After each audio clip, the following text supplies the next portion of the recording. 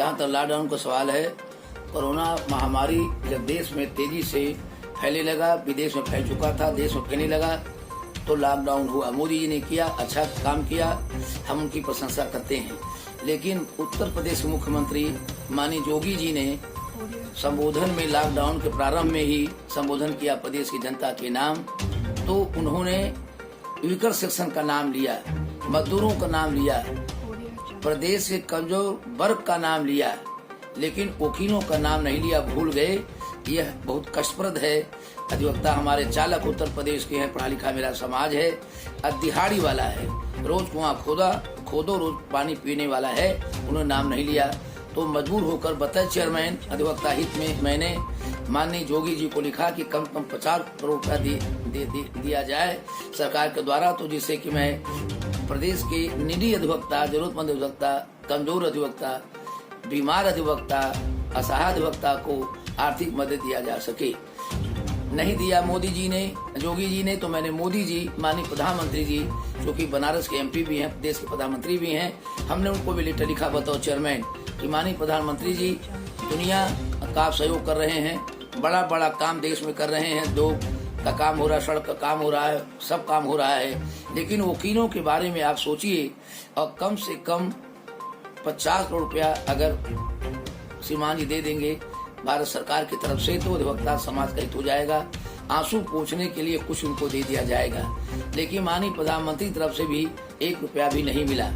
तो मैंने न्यासी समिति के अध्यक्ष को पत्र लिखा कि हम लोग 10 रुपये टिकट लगाते हैं, बैनामा कराते हैं, पर वकील 500 रुपये सरकार को देते हैं, उसमें से हम लोग को कम से 100 करोड़ रुपया आप दे देंगे तो अधिवक्ता समाज हित हो जाएगा, और निडी अधिवक्ताओं को महामारी के समय, कोरोना के समय, कोविड-19 में बांट दिया जाएगा। न्यासी समिति ने कह दिया मेरे पास पैसा नहीं है। इसके बाद बार काउंसिल ऑफ इंडिया के चेयरमैन मन्नन मिश्रा जी ने अंडरटेकिंग दिया उच्च न्यायालय में 20/4 को कि मैं 1 करोड़ रुपया अधिवक्ता हित के लिए उत्तर प्रदेश के वकीलों को दूंगा। आज तारीख 31/5 है, एक नया पैसा नहीं दिया। हम इसको धोखाधड़ी संज्ञा देते हैं। माननीय श्री सिन्हा त्रिपाठी जी हमारे बार काउंसिल ऑफ इंडिया के सदस्य हैं, उत्तर प्रदेश को लीड करते हैं, उन्होंने भी इस पर कोई ध्यान नहीं दिया, खाली व्हाट्सएप चलाते हैं, वो फेसबुक चलाते हैं, जमीन छोड़ चुके हैं, आसमान में हो गए हैं। अगर उन्होंने पैसा इसलिए रोक दिया कि इनका कार्यकाल समाप्त हो जाएगा शंकर सिंह का, तो मैं अपने हिसाब से अपने लोगों को पैसा बांटूंगा, और उन्होंने ब्रेक लगा दिया, पैसा बांटने में रोड़ा अटका दिया। तो मैंने कहा कि बार काउंसिल से पैसा लेकर, न्यासी समिति से पैसा लेकर, बार काउंसिल से 5 करोड़, न्यासी समिति से 5 करोड़ रुपया लेकर 1 करोड़ मन्नान जी वाला विषय वाला पैसा मिलाकर हमारे पास 11 करोड़ की पूंजी उत्तर प्रदेश बार काउंसिल को हो जाएगी। तो हम बड़े प्रदेश के बड़े जिलों को 10 लाख, छोटे जिलों को 5 लाख और तहसीलों में 2 लाख रुपया दे करके कुछ ज्यादा तो नहीं, लेकिन कुछ हम लोग आर्थिक मदद कर देंगे। लेकिन ऐसा नहीं हुआ, और कोविड-19 खाता भी खोला गया, मन्नान मिश्रा जी, सिन्हा जी कहने पर खाता भी खोला, उसमें भी एक नया पैसा नहीं दिया, और आज तक नहीं दिया। खाली बड़बोलापन है कि वकील जो है नौकरी नहीं करता है, वकील को पैसा देने की आवश्यकता नहीं है, जमीन बेच दिया जाए, बार काउंसिल की भवन बेच दिया जाए। तो उनकी मानसिकता की बात समझ में नहीं आ रही है कि लॉकडाउन में उनको क्या हो गया, उनको मनस्थिति उनकी मिस्टर की खराब हो गई। क्या मातृ संस्था बेची जाती है? नहीं बेची जाती है।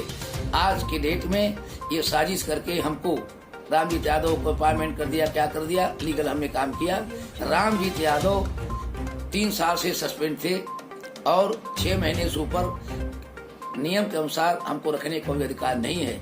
उन्होंने मुझे प्रार्थना पत्र दिया, मैंने कार्ड को देखा, रिकॉर्ड को देखा, फाइल को देखा, रिपोर्ट मांगा, तो ये पता चला कि तत्कालीन अध्यक्ष अनिल प्रताप सिंह जी को दरखास्त देकर अपनी बहन की शादी के लिए रामजीत यादव ने पैसा मांगा था, और उनको अनिल प्रताप जी अध्यक्ष ने उनको पैसा दिया भी। वह लोन लिया हुआ पैसा वो जमा कर रहे हैं, लगभग 60% जमा कर चुके हैं।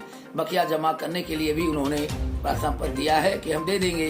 जिसको श्रीनाथ जी उसको गमन बता रहे हैं, जो और कर्मचारियों ने लोन लिया, रामजीत ने लिया, रामजीत तो दे रहा है, बाकी कर्मचारी लोन जमा भी नहीं कर रहे हैं। इसके बाद वो उनका भी पैसा रामजीत पर जोड़ करके गमन बता दिया, जो सरासर गलत है, बेबुनियाद है। रामजीत को हटाकर रामचंद्र मिश्रा अपने रिश्तेदार को सिन्हा पार्टी ने रात में 12 बजे बार काउंसिल सदस्य सचिव के कमरा को काट करके ताला काट कर उनको बैठा दिया। रामचंद्र जी रिटायर्ड एडीजे रहे हैं। रिटायर्ड व्यक्ति अधिकारी हमारे बार काउंसिल का सचिव नहीं हो सकता है। इसके बाद भी संख्या बल पर जबरदस्ती उनको बैठाया। रामचंद्र जी के लिए न ही कोई सदन में प्रस्ताव पारित हुआ, न कोई आदेश है, न प्रस्ताव संख्या है। इसके बाद भी उनको बैठा दिया। चूंकि रामजीत को हटाना था, रामचंद्र जी को लाना था, इसलिए उन्होंने इतना बड़ा नाटक किया, गंदगी किया। और अभी सिन्हा जी के बाद हम क्या कहें, लाखों लाख किताब ला करके इन्होंने अपने लोगों को बांटा, कुछ वकीलों को नहीं दिया, जिससे अधिवक्ताओं में काफी रोष है। ये वकीलों को पाप कहते हैं, वकीलों को दलाल कहते हैं। सिन्हा जी हमारे वकीलों को मूर्ख कहते हैं, वकीलों को अपराधी कहते हैं। तो जरा बता दीजिए आप क्या हैं? अगर हम सदस्य बार काउंसिल ही तो वकील को बनाता है, जो अपराधी बनाता है, तो उनको जबान में लगा नहीं है। दूसरे को बेइज्जत करने के लिए वो कुछ भी कर सकते हैं, कुछ भी डोल सकते हैं। और हमको लगता है कि लॉकडाउन में उनका मनस्थिति खराब हो गई है। बिना समझे बोल रहे हैं, बिना समझे डोल रहे हैं कि उसको क्या करें, उनको समझ में नहीं आ रहा है। उनको व्हाट्सएप और फेसबुक का रोग हो गया है। अभी जमीन छोड़ चुके हैं, आसमान में आ गए हैं।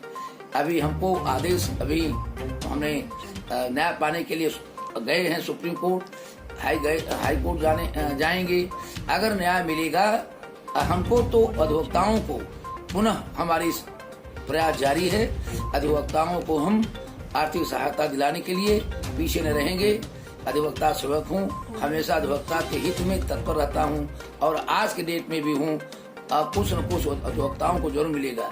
सिन्हा की पार्टी ने रोड अटका दिया। मैं शुरू किया था कि बार काउंसिल के मद में से कुछ पैसा अधिवक्ताओं को दिया जाएगा, निधि को दिया जाएगा, युवा अधिवक्ताओं को दिया जाएगा, कमजोर को दिया जाएगा। लेकिन इन्होंने टांग अड़ा करके, नेतागिरी करके, पार्टी बंदी करके, गुटबंदी करके रुकवा दिया और उत्तर प्रदेश के अधिवक्ताओं को, निर्दोषताओं को पैसा देने नहीं दिया। इस बात की हम निंदा करते हैं।